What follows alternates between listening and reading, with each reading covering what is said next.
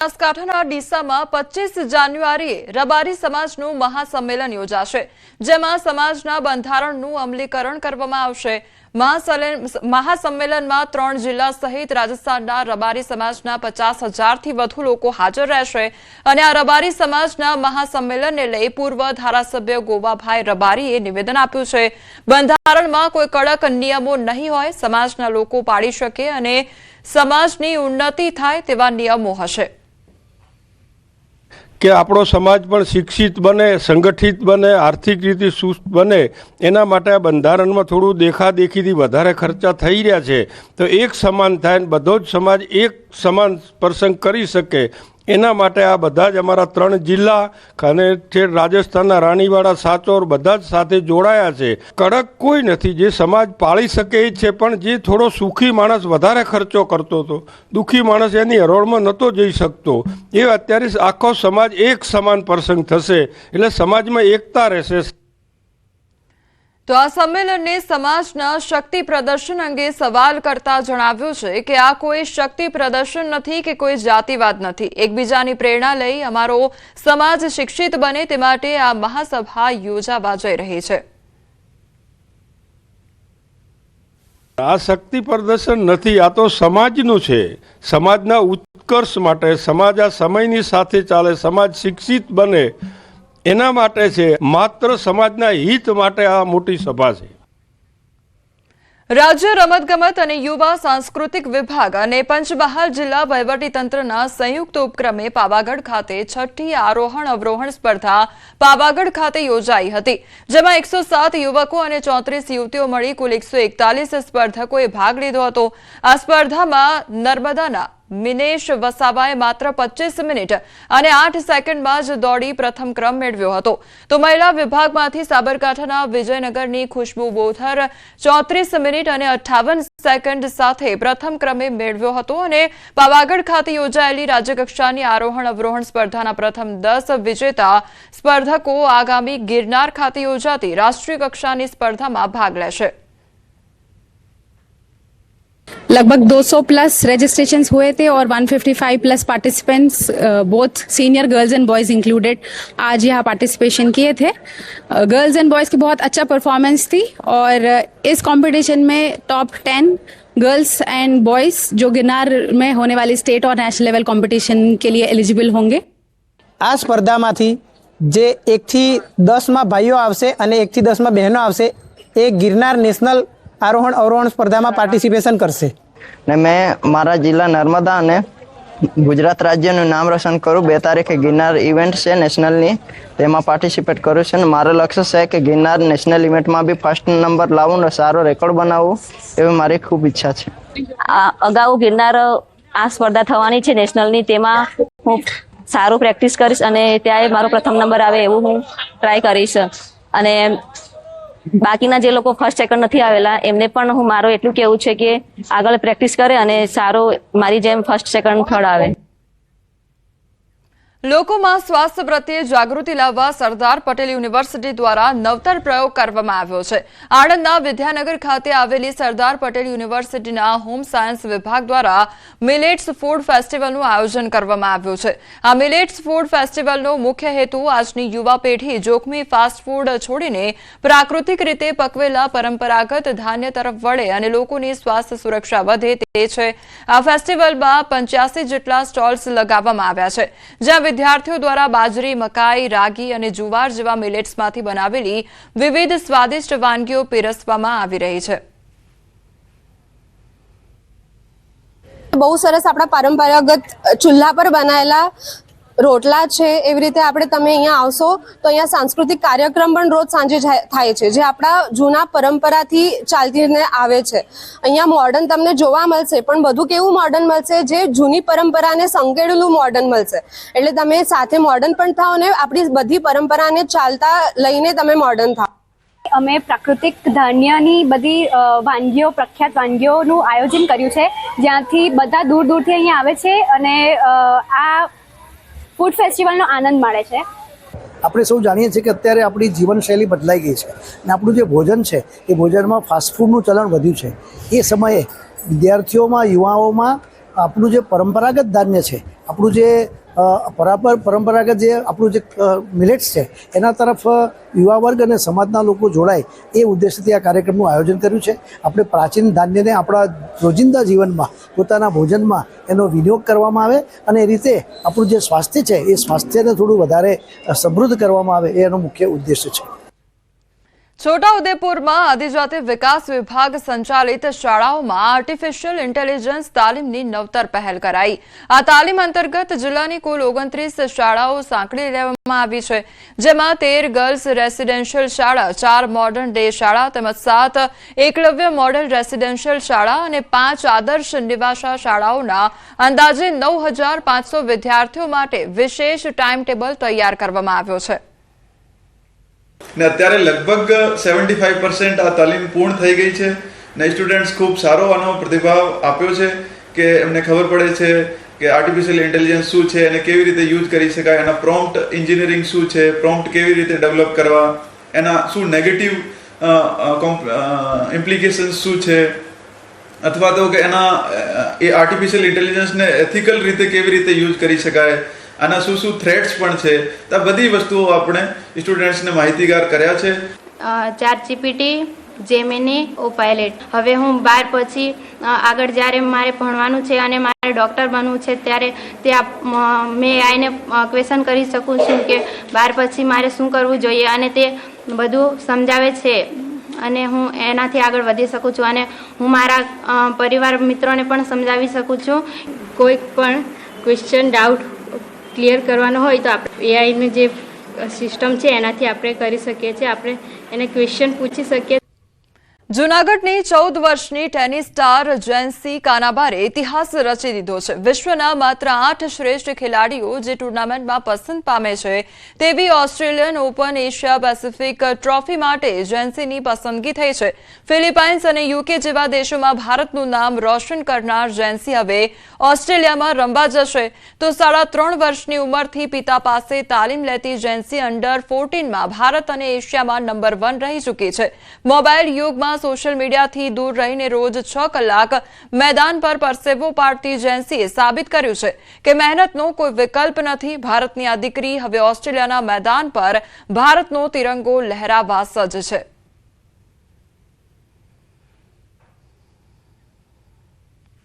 તો જેન્સી દ્વારા ખૂબ જ અથાગ મહેનત કરવામાં આવી છે અને હવે તેનું ફળ તેને પ્રાપ્ત થઈ રહ્યું છે. ઓસ્ટ્રેલિયા ખાતે તેના દ્વારા મેચ રમવામાં આવશે અને ભારતનું નામ પણ રોશન કરવામાં આવશે. ઓસ્ટ્રેલિયાના મેદાન પર ભારતનો તિરંગો લહેરાવવા માટે તે સજ્જ છે.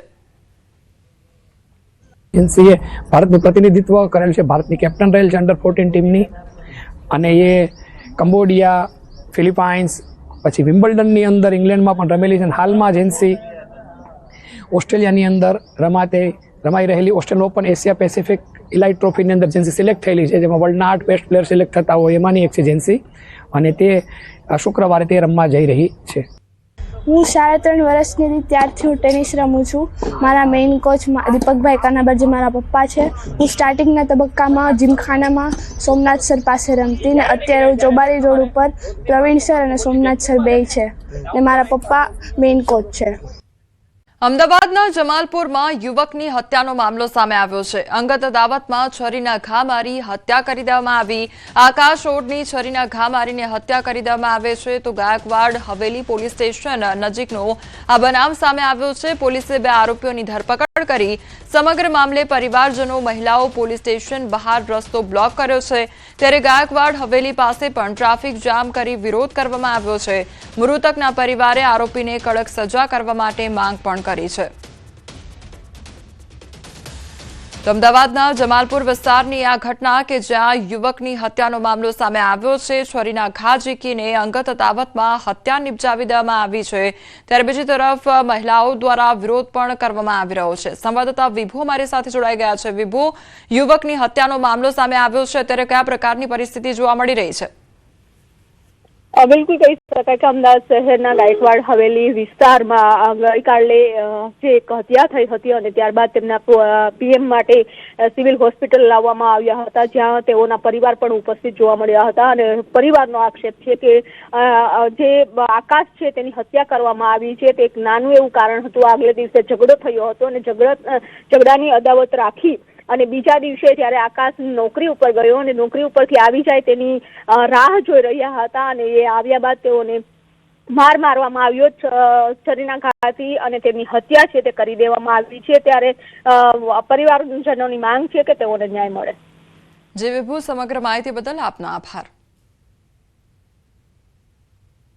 બીજા દિવસે એ લોકો ધ્યાન રાખીને 4-5 છોકરા મળીને એની રાહ જોઈ કે આ રસ્તેથી આ રહ્યો નોકરીથી આવે છે. એ રીતની આ લોકો રાહ જોઈને બેઠા હતા. 1 કલાક કે અડધો કલાક 5 મિનિટ એ રીતના વાર જોઈને બેઠા હતા. પછી જેવો એ છોકરો આવ્યો આકાશ બાબુભાઈ ઓડ, એ રીતનું 2 જણા જે સાથે હતા ને એ બેને કંઈ જ ના કર્યું. બાકી આકાશને પકડીને એ લોકોએ છરીના ઘા એટલા માર્યા કે ના પૂછો. મારો ભાઈ નોકરીથી આવતો હતો. તમારા ભાઈનું નામ શું છે? આકાશ બાબુભાઈ ઓડ. એને રસ્તામાં ઘેરી લીધો. 6 છોકરા હતા. એક મિતેશ રાઠોડ એ ને બીજા 5 મોમેડન છોકરા હતા. એ તમે આ 6 છે છરીઓ મારી પાછળ ફ્રન્ટ બેગ અહીંયા. અમદાવાદ જીટીયુ દ્વારા 15મો દીક્ષાંત સમારોહ યોજાયો. ગુજરાતના રાજ્યપાલ આચાર્ય દેવવ્રતની હાજરીમાં યોજાયો દીક્ષાંત સમારોહ. 36,936 વિદ્યાર્થીઓને ડિગ્રી અને ડિપ્લોમા ડિગ્રી એનાયત કરવામાં આવી, તેમજ 70 પીએચડીની ડિગ્રી પણ એનાયત કરવામાં આવી. દીક્ષાંત સમારોહમાં આચાર્ય દેવવ્રતે દેશના આર્થિક વિકાસ વિશે વાત કરી. કોઈપણ દેશ ટેકનોલોજીનો રસ્તો પકડે તે દેશ સરળતાથી આગળ વધે છે. 11 વર્ષ પહેલા આર્થિક રીતે દુનિયામાં 11મા નંબર પર હતા. વડાપ્રધાનના વિચારોથી આજે ભારત વિશ્વની 4થી અર્થવ્યવસ્થા બન્યું છે. ત્યારે દેશમાં રેલવેમાં ખૂબ મોટો વિકાસ થયો છે. જ્યારે યુરોપ એરપોર્ટ જૂના થયા પણ ભારતના એરપોર્ટ નવા બની રહ્યા છે તે અંગે વાત કરવામાં આવી.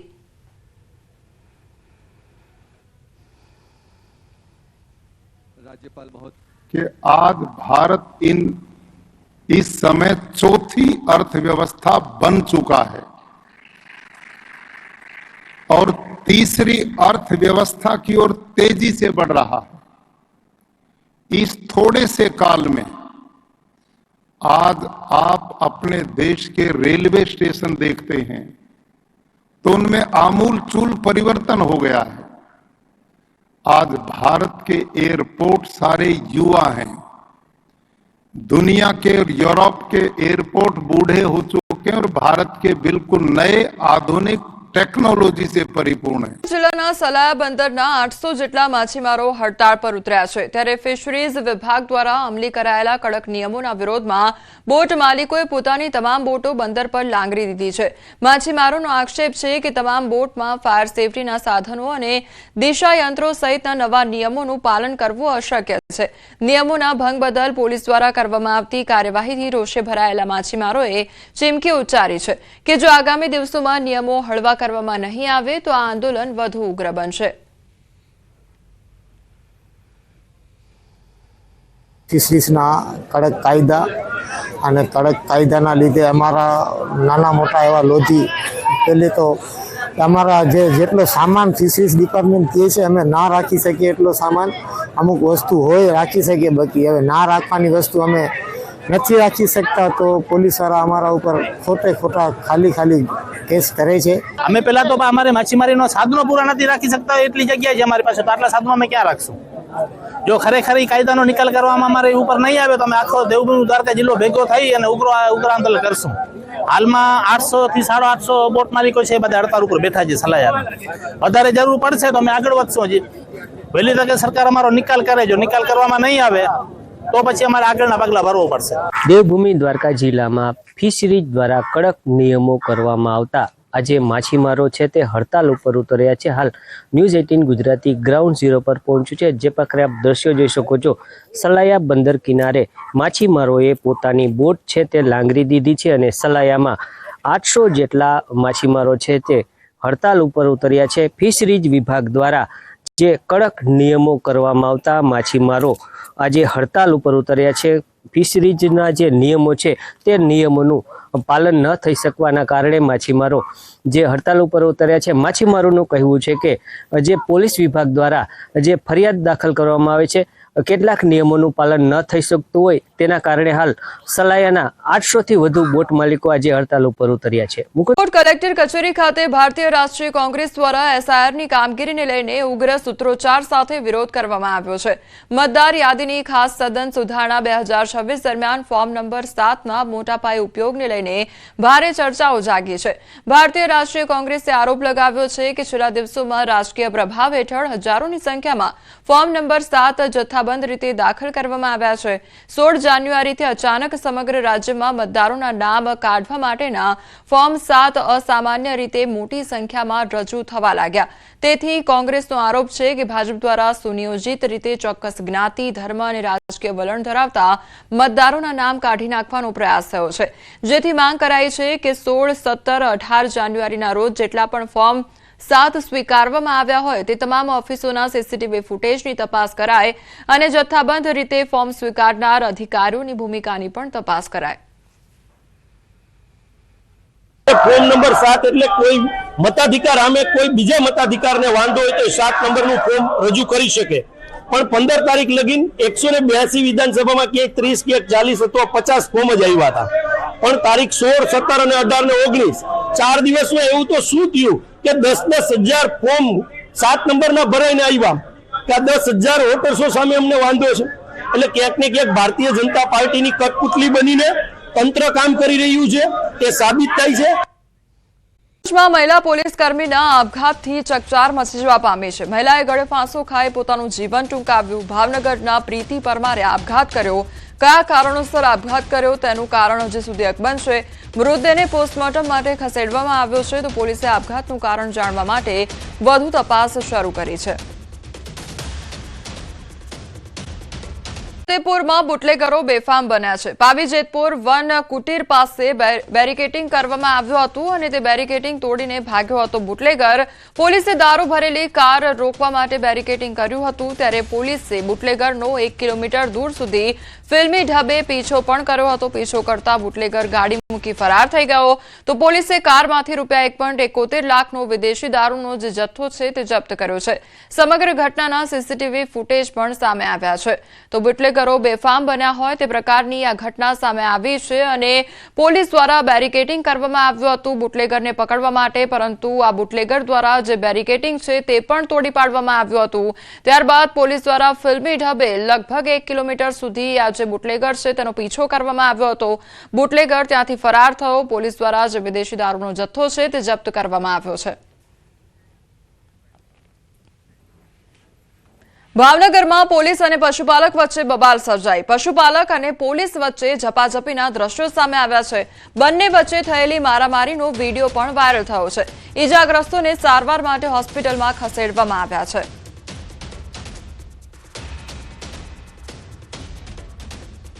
તો પોલીસ તેમજ પશુપાલક વચ્ચે બબાલ થઈ હોવાની આ ઘટના સામે આવી છે અને ત્યારબાદ મામલો ઉગ્ર બનતા મારામારી પણ થઈ હતી, ઝપાઝપી પણ થઈ હતી. બંને પક્ષના લોકો ઇજાગ્રસ્ત પણ થયા છે. તેમને સારવાર અર્થે ખસેડવામાં આવ્યા છે. તો ભાવનગરની આ ઘટના કે જ્યાં આખી જાહેરમાં જ બબાલ સર્જાઈ હતી, પોલીસ તેમજ પશુપાલકો વચ્ચે આ બબાલ સર્જાઈ હતી અને ઝપાઝપી થઈ, ત્યારબાદ મારામારી પણ કરવામાં આવી હતી.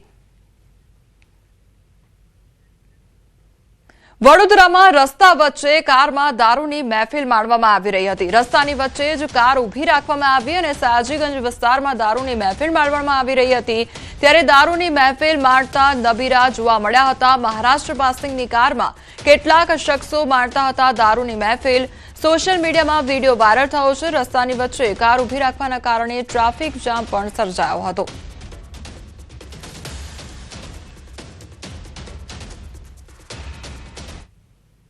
અમદાવાદમાં મહિલા પર ચાકુથી હુમલો કરવાનો મામલો સામે આવ્યો છે. બહેરામપુરામાં મહિલા પર હુમલાની ઘટના સામે આવી છે. મહિલા પર યુવકે ચાકુ વડે હુમલો કર્યો તો યુવકે મહિલા સાથે વાત કરી અચાનક ચાકુ કાઢી હુમલો કર્યો. મહિલાએ બૂમાબૂમ કરતા હુમલાખોર યુવક ફરાર થયો. ચાકુ વડે હુમલાને કારણે મહિલાના હાથમાં ઈજા પહોંચી તો મહિલા પર હુમલાના સીસીટીવી વાયરલ થયા છે. પોલીસે સમગ્ર ઘટનાને લઈને વધુ તપાસ હાથ ધરી છે. તો મહિલા પર હુમલો કરવાનો આ મામલો સામે આવ્યો છે અને આખી ઘટનાના સીસીટીવી ફૂટેજ પણ વાયરલ થઈ રહ્યા છે। ત્યારે પોલીસ દ્વારા પણ વધુ તપાસ હાથ ધરવામાં આવી છે। મહિલાના હાથમાં ઈજાઓ પહોંચી હતી અને તે અંગેના સીસીટીવી ફૂટેજ પણ વાયરલ થઈ રહ્યા છે। બોડકદેવમાં થયેલ ફાયરિંગ મામલે જયરાજસિંહ પરમારનું નિવેદન સામે આવ્યું છે। થોડા દિવસ પહેલા જ અમે મળ્યા હતા। યશરાજસિંહ મામાનો દીકરો થાય છે, આ પ્રકારની વાત તેમના દ્વારા કહેવામાં આવી છે।